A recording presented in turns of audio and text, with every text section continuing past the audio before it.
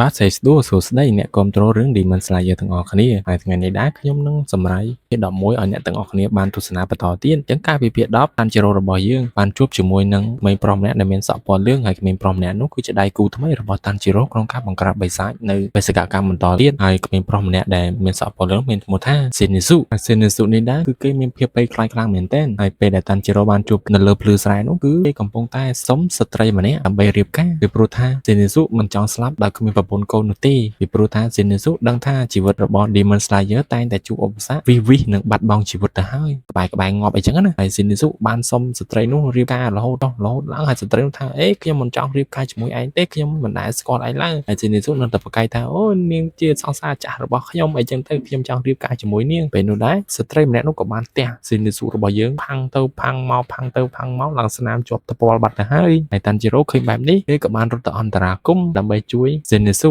ហើយគេក៏បានចាប់ពីស្ត្រីនោះចេញក្រោយមក Zenitsu ក៏បានស្រែកថាមិនបាននាងវាយខ្ញុំអញ្ចឹងនាងអត់ស្រឡាញ់ខ្ញុំទេខ្ញុំស្រឡាញ់នាងចង់ស្លាប់ទៅហើយស្ត្រីនោះថាអេខ្ញុំមិនដឹងទេហើយមកពីណាខ្ញុំមិនដែលស្គាល់ឯងឡើយហើយនាងក៏បានដើរចេញទៅក្រោយមក Zenitsu ក៏បានតោយ Tanjiro ថាណែលោកជួយខ្ញុំផងជួយហៅសង្សាររបស់ខ្ញុំមកវិញដើម្បីខ្ញុំរៀបការជាមួយនាងហើយ Tanjiro ថាអីអានេះឈួតទេចង់ការខ្លួនឯងមិនទៅចាំបាច់មកឲ្យយើងជួយទៅនិយាយធ្វើជាចៅមហាធ្វើអីក្រោយមកទៀត Zenitsu ក៏បាននិយាយថាអូខ្ញុំអត់ចង់ទៅប្រយុទ្ធជាមួយបិសាចពីព្រោះខ្ញុំខ្លាចស្លាប់អីចឹងទៅហើយណាមួយខ្ញុំមិនទាន់មានប្រពន្ធកូននៅឡើយទេក្រោយមកទៀតគេក៏បានសួរនាំ Tanjiro របស់យើងថាតើលោកមានឈ្មោះអ្វីដែរ Tanjiro បានប្រាប់ថាខ្ញុំមានឈ្មោះថា Tanjiro Kamado ចុះឯងវិញឯងដូចជាខ្ញុំធ្លាប់ស្គាល់នៅវគ្គ Final Selection ក្រោយមក Zenitsu ក៏បានប្រាប់ឈ្មោះថាខ្ញុំឈ្មោះថា Zenitsu ហើយខ្ញុំឆ្លងកាត់វគ្គ Final Selection ហ្នឹងគឺដោយសំណាងទេពីព្រោះថាខ្ញុំមិនបានធ្វើអ្វីឡើយក៏ប៉ុន្តែក្មេងប្រុសម្នាក់នេះគឺគាត់មានភាពភ័យខ្លាចតែបែបហ្នឹងទេក្រោយពីគាត់បានដេកលក់ហើយគឺសមត្ថភាពរបស់គាត់នឹងកើនឡើងហើយនឹងមានសមត្ថភាពអស្ចារ្យខ្លាំងមែនទែនដែលយើងមិនអាចនឹកស្មានដល់ក្រោយពី Zenitsu លុតជង្គង់លន់តួអង្វរ Tanjiro រួចសពគ្រប់អស់ហើយពួកគេក៏បានធ្វើដំណើរទៅកាន់គោលដៅរៀងៗខ្លួនដោយការលួងលោមពី Tanjiro ក្រោយមកទៀត Zenitsu ក៏បាននិយាយទៅកាន់ Tanjiro ថាវាល្អក្មេងមិនប្រកែកល្អនិយាយតែខ្លីរំអួយដូចកូនពៅអញ្ចឹងក្រោយមកទៀត Zenitsu ក៏បាននិយាយថាខ្ញុំឃ្លានណាស់តើឯងមានរបស់អីហូបអត់ Tanjiro ក៏បាននិយាយថាអូខ្ញុំមានបាយក្តាំងមួយដុំនៅតែនេះឯងហូបអត់ Tanjiro ក៏បានដកចេញមកឲ្យ Zenitsu ទាំងអស់ក្រោយមកទៀត Zenitsu ក៏បានសួរថាចុះឯងហេវអត់ Tanjiro ថាខ្ញុំក៏ហេវដែរក៏ប៉ុន្តែខ្ញុំអាចទ្រាំបានហើយបាយក្តាំងមួយដុំនេះខ្ញុំបានទុកវាតាំងពីខ្ញុំចេញពីផ្ទះរបស់ថាមយោមកហើយ Zenitsu ក៏បានគិតថាអូ Tanjiro ពិតជាមានចិត្តសប្បុរសខ្លាំងមែនទែនក្រោយមកគេក៏បានហែកបាយក្តាំងនោះជាពីរដើម្បីឲ្យ Tanjiro បានហូបទាំងអស់គ្នាក្រោយមកទៀត Zenitsu ក៏បានសួរ Tanjiro ថាតើឯងគិតចង់ទៅណាដែរហើយ Tanjiro ថាខ្ញុំនឹងទៅកម្ចាត់បិសាចបន្តទៀតនឹងរកវិធីព្យាបាលមនុស្សនៅក្នុងប្រអប់មួយហើយ Tanjiro ក៏បាននិយាយថាឯងមានសត្វចិញ្ចឹមមួយបែបនេះបើសិនជាខ្ញុំវិញមិនធ្វើឲ្យសត្វចាបរបស់ឯងមានការព្រួយបារម្ភទេហើយ Zenitsu ក៏បានសួរថាឯងធ្វើមិនដឹងឯងចេះនិយាយភាសាសត្វមែនទេហើយ Tanjiro ក៏បាននិយាយថាខ្ញុំមិនចេះនិយាយភាសាសត្វទេក៏ប៉ុន្តែខ្ញុំមានញាណពិសេសអាចដឹងថាសត្វរបស់ឯងកំពុងតែមានបញ្ហាហើយគេក៏បានប្រាប់ខ្ញុំថាZenitsu ឯងចូលចិត្តតែដើរញ៉ែស្រីអីចឹងណាអត់ខិតខំធ្វើការបំពេញតួនាទីជា Demon Slayer អីទេហើយគិតតែដើរញ៉ែស្រីហើយបើបានដេកវិញដេកតែមកឡងខល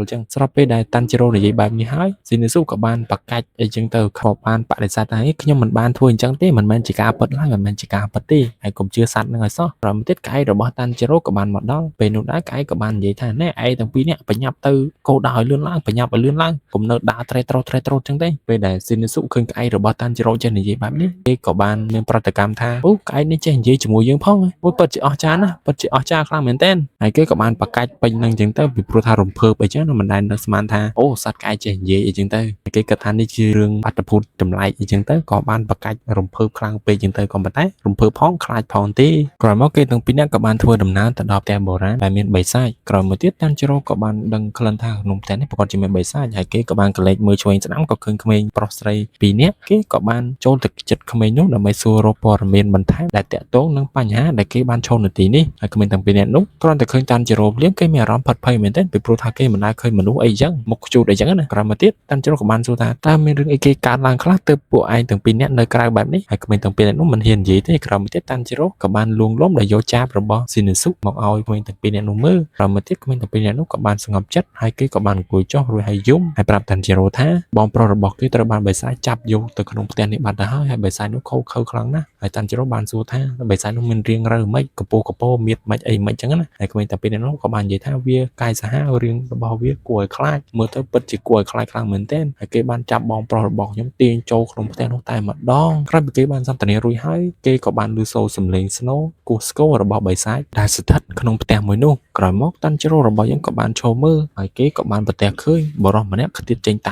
មបងអ៊ុចមកគឺសុទ្ធតែឈាមតែម្ដងពេលនោះតាន់ជីរ៉ូក៏បានស្ទុះស្ទារត់ទៅចិត្តបរិសនោះហើយសួរនាំពីបញ្ហាដែលបានកើតឡើងចំពោះគេបរិសនោះក៏បានប្រាប់តាន់ជីរ៉ូថាបិសាចក្នុងផ្ទះនេះពិតជាសាហាវមែនទែនគាត់មិនអាចទប់ទល់ឈ្នះនោះទេហើយគាត់ត្រូវរបួសគាត់ប្រហែលជាស្លាប់បាត់ហើយស្រាប់ពេលដែលតាន់ជីរ៉ូបានទៅចិត្តបរិសនោះភ្លាមនោះបរិសនោះក៏បានដាច់ខ្យល់ស្លាប់បាត់ទៅតាន់ជីរ៉ូអាណិតបរិសនោះខ្លាំងមែនទែនគាត់ក៏បានតាំងចិត្តថាខ្ញុំត្រូវទៅចូលក្នុងផ្ទះនេះដើម្បីកម្ចាត់បិសាចនិងចោលហើយនឹងជួយមនុស្សដែលនៅក្នុងផ្ទះនេះដែលមានជីវិតទាំងប៉ុន្មានក្រោយពីគេបានតាំងចិត្តរួចហើយគេក៏បាននិយាយទៅកាន់ស៊ីនីសុថាណែឯងត្រូវចូលជាមួយខ្ញុំណាទៅកម្ចាត់បិសាចហើយស៊ីនីសុមានអារម្មណ៍ភ័យខ្លាចមែនទែនព្រោះថាគេមិនចង់ស្លាប់ទេក៏ប៉ុន្តែសមត្ថភាពស៊ីនីសុគឺខ្លាំងមែនទែនក៏ប៉ុន្តែគាត់មានភាពភ័យខ្លាចហើយពេលនោះតាន់ជីរ៉ូថាបើឯងខ្លាចចឹងឯងនៅក្រៅនៅហ្នឹងមិនបាច់ទៅណាទេនៅជួយក្មេងៗទាំងពីរនាក់ហ្នឹងហើយនឹងការពារប្រអប់នេះឲ្យបានពីព្រោះថាប្រអប់នេះគឺមានតម្លៃថ្លៃជាងជីវិតរបស់ខ្ញុំទៅទៀតអញ្ចឹងឯងនៅខាងក្រៅហ្នឹងឯងការពារក្មេងទាំងពីរនាក់នេះនឹងប្រអប់នឹងផងខ្ញុំនឹងចូលទៅក្នុងម្នាក់ឯងហើយស៊ីនីសុក៏គិតក្នុងចិត្តថ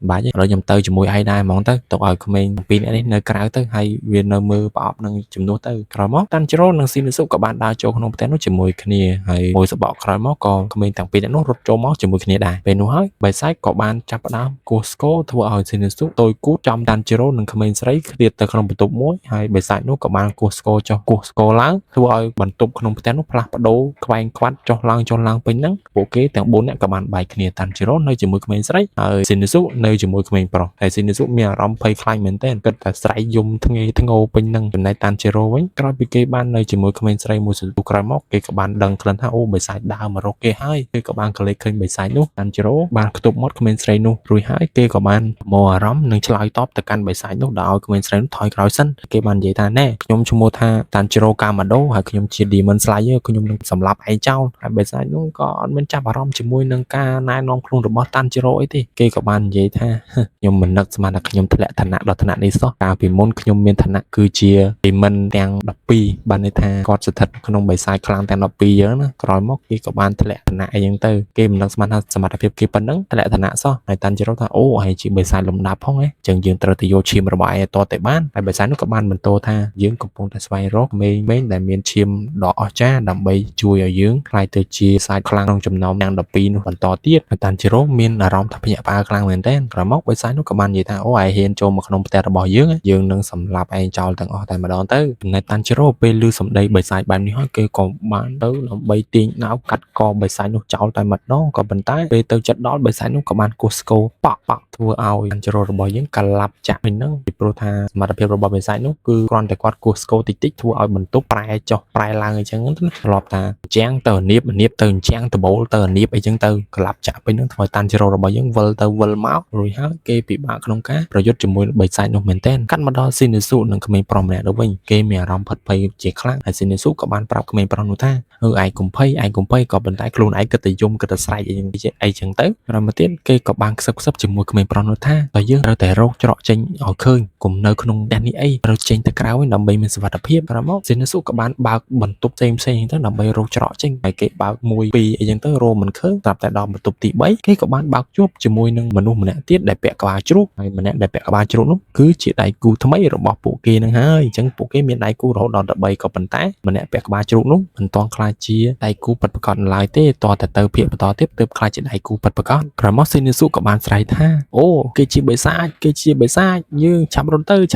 ហើយម្នាក់ដែលពាក់ក្បាលជ្រូកនោះក៏បានលោតចេញទៅក្រៅរត់ចេញយ៉ាងលឿនហើយដីជុកតែម្ដងទៅចំណែកឯតាន់ជីរ៉ូគាត់ត្រូវប្រឈមមុខជាមួយនឹងបិសាចស្គរនេះហើយបិសាចស្គរមានឈ្មោះថាគូហ្គៃគាត់គឺជាបិសាចដែលស្ថិតនៅក្នុងបិសាចខ្លាំងទាំង12របស់មូសានក្រោយមកទៀតពេលដែលគេកំពុងតែចរចាជាមួយនឹងបិសាចគូហ្គៃនោះពេលនោះមនុស្សម្នាក់ដែលពាក់ក្បាលជ្រូកក៏បានរត់សម្ដៅមកកាន់បិសាចគូហ្គៃបុកជញ្ចាំងលុះតែម្ដងបុកចេញមកភុចធ្វើឲ្យតាន់ជីរ៉ូមានអារម្មណ៍ភ្ញាក់ផ្អើលមែនទែនក្រោយមកទៀតម្នាក់ដែលពាក់ក្បាលជ្រូកនោះក៏បានថាទៅកាន់តាន់ជីរ៉ូណែឯងក៏ជាអ្នកដែលយើងត្រូវប្រមាញ់ដែរតែចាំផ្លែសិនយើងកុំចាត់បិសាចមួយនេះសិនចាំ យើងវាយជាមួយឯងបន្តទៀតក្រោយមកមនុស្សម្នាក់ដែលពាក់ក្បាលជ្រូកក៏បាននិយាយថាណែអាបិសាចចង្រៃយោថ្ងៃនេះគឺជាថ្ងៃសន្សាររបស់ឯងហើយខ្ញុំនឹងកាត់ក្បាលឯងឲ្យឯងហូរឈាមចេញពីខ្លួនឲ្យតល់តែអស់តែហ្មងទៅតាន់ជីរ៉ូក៏បាននិយាយថាអូគេពិតជាខ្លាំងមែនគេកាន់ដាវរហូតដល់ទៅ2ដាវមកនោះអញ្ចឹងសមត្ថភាពគឺខ្លាំងហើយក្រោយមកមនុស្សម្នាក់ដែលបានពាក់ក្បាលជ្រូកក៏បានហក់សំដៅទៅកាន់បិសាចនោះរៀបនឹងប្រយុទ្ធទៅហើយក៏សូម slash ត្រឹមប៉ុណ្ណេះសិនអ្នកទាំងអស់គ្នាបានសូមអរគុណដល់អ្នកទាំងអស់គ្នាសម្រាប់ការតាមដានការសម្ដែងរបស់ខ្ញុំសម្រាប់ភាគ11នេះពីដើមដល់ចប់ខ្ញុំសង្ឃឹមថាអ្នកទាំងអស់គ្នាកុំភ្លេចជួយ like subscribe និងដាក់សញ្ញាកណ្ដឹងផងដើម្បីតាមដានការសម្ដែងរបស់ខ្ញុំនៅភាគ12បន្តទៀតតើភាគ12នោះវាមានអីអស្ចារ្យបន្តទៀតអញ្ចឹងកុំភ្លេចតាមដានជាមួយខ្ញុំទាំងអស់គ្នាអញ្ចឹងសូមអរគុណឡើយសិនហៀជួបគ្នាវីដេអូក្រោយ